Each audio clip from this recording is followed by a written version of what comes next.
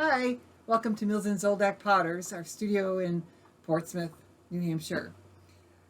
I'm doing a series of short videos on introductory throwing. So we just made this cylinder in the last video and I'm breaking it down into pieces. So right now we're going to learn how to shape. You should practice cylinders all by themselves first. Don't worry about using too much clay because you can make dozens of them and just wedge them up again and start all over. The better you get at this, the better your pots are going to be later. So it's worth spending some time doing this. So we've made a nice cylinder here. We've compressed it with a rib tool. And now we can shape the piece. And I'm going to show you a couple of different things you can do while you're shaping. The cylinder is already made with all the clay distributed evenly through the wall. So that's a good starting place.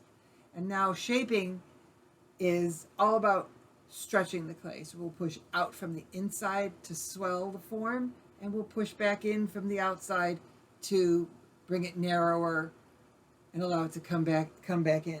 So I'm actually going to start by doing that. First I'm going to dribble a little water over the surface. I'm going to show you that. I'm going to grab around very gently.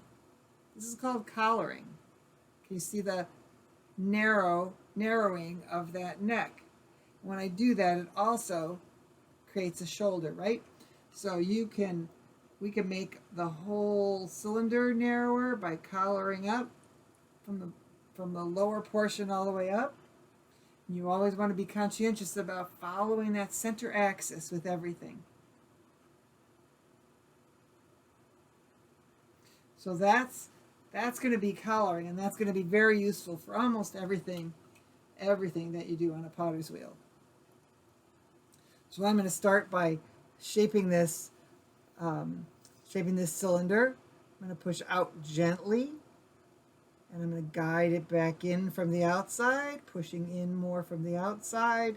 I'm going to push out from the inside again, and more pressure from the outside to guide it back in. So that's stretching by pushing more pressure from the inside and allowing it to come in by not pushing as hard from the inside and pushing more from the outside.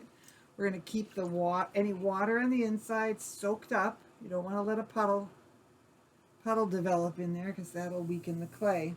But now let's think about how we might want to refine this form.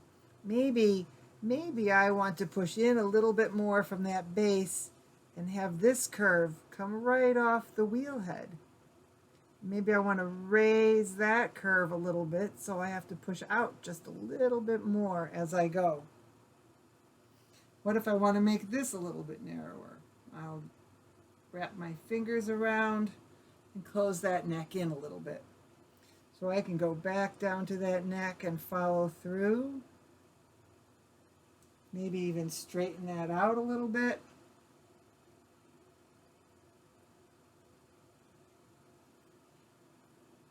And as you figure out about what kind of shapes you like doing, try stretching farther and farther. See how far you can stretch the form that you made. So you're going to practice all of these techniques, but you have to set up the assignment for yourself. Take a dozen balls of clay and try and make each one a little bit rounder than the last, or a little bit taller, or have a different kind of flare. You have to that's the only way you're going to figure out what you like to do and what's going to make your work special. So I'm going to use my stick here to skim down a little bit. Help me refine the bottom of this curve.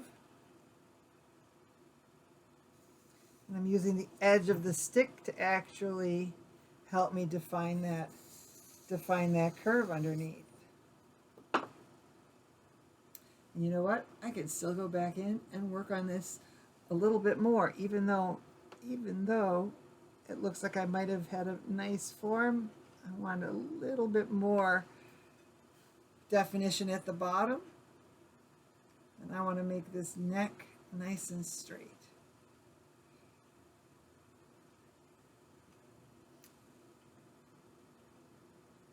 That's a nice form. I could put a handle on it. We can turn it into a pitcher or a mug a little bit later, but that's for another demonstration. We'll talk about handles and mug shaping another time.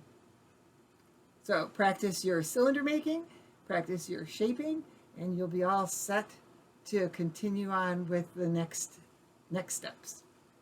Have a great day. See you next time.